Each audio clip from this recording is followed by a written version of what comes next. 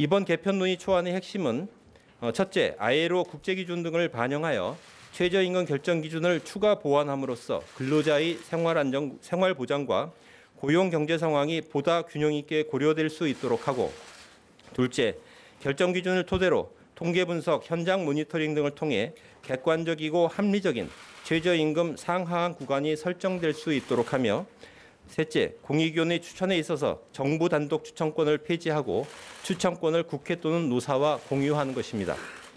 먼저 최저임금 결정 기준을 보완하여 근로자의 생활 보장과 고용 경제 상황을 보다 균형 있게 고려하겠습니다. 근로자의 생활 보장과 고용 경제 상황을 보다 균형 있게 고려하는 방안으로 최저임금 결정 기준을 추가 보완하여 합리성을 높이고자 합니다.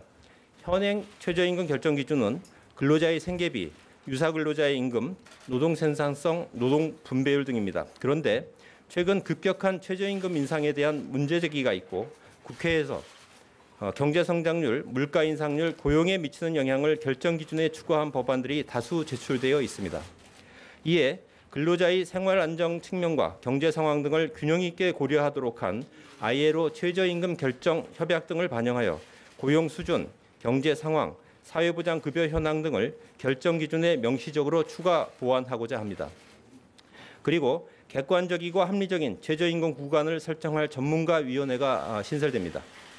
신설되는 구간설정위원회 전문가위원 선정은 노사단체가 직접 추천하거나 노사단체의 의견을 들어 선정하게 됩니다. 전문가 9명으로 구성될 구간설정위원회에서 새롭게 추가 보완될 결정 기준을 토대로 연중, 상시적으로 통계 분석, 현장 모니터링 등을 통해 객관적이고 합리적인 최저임금 상하한 구간이 설정하게 됩니다. 이렇게 하면 최저임금 결정 기준에 포함된 객관적인 지표를 근거로 전문가들에 의해 설정된 구간 범위 내에서 심의가 이루어지기 때문에 그동안 노동계와 경영계의 요구안을 중심으로 줄다리기 하듯이 진행되어 온 최저임금 심의 과정이 보다 합리적으로 진행될 것으로 기대됩니다. 구간설정위원회 전문가위원 선정 과정에서도 ILO 협약의 취지대로 노사 참여가 보장되기 때문에 공정성도 담보된다고 하겠습니다. 또한 결정위원회 공익위원 추천에 있어 정부 단독 추천권을 폐지하고 국회 또는 노사와 추천권을 공유합니다. 결정위원회는 구간설정위원회에서 의결한 상하한 구간 내에서 최저임금안을 심의 의결하는 역할을 합니다. 결정위원회는 현재 최저임금위원회와 동일하게 노사공익 3자 동수로 구성하되 구간설정위원회가 신설되는 만큼 전체 숫자는 15명 또는 21명으로 줄이도록 하겠습니다. 최저임금 TF 안에서도 위원회 인원수를 축소 조정하도록 제시한 바 있습니다.